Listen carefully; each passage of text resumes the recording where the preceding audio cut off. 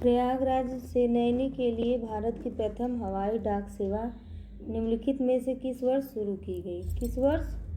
वर्ष 1911 में शुरू की गई।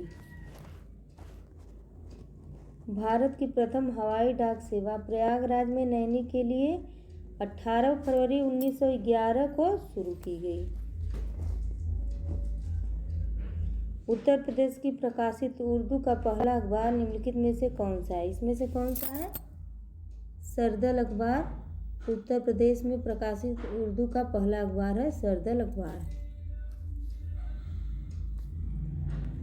टोडा जनजाति मुख्यतः कहाँ निवास करती है? इसमें से कहाँ निवास करती हैं टोडा जनजाति?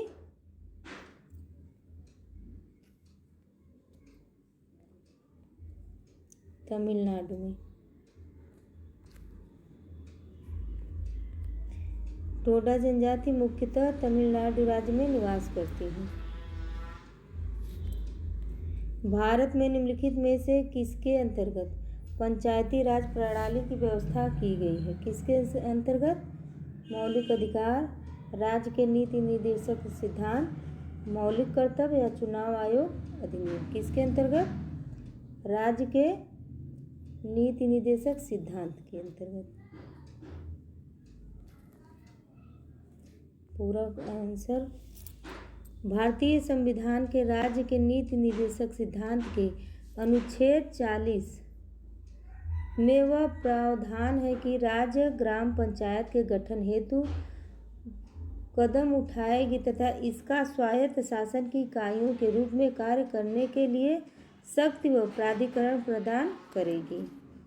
सभी क्वेश्चन महत्वपूर्ण है बच्चों। अगस्त 2023 में भारत निर्वाचन आयोग ने किसे अपना राष्ट्रीय आइकन नियुक्त किया? किसे? सचिन तेंदुलकर को।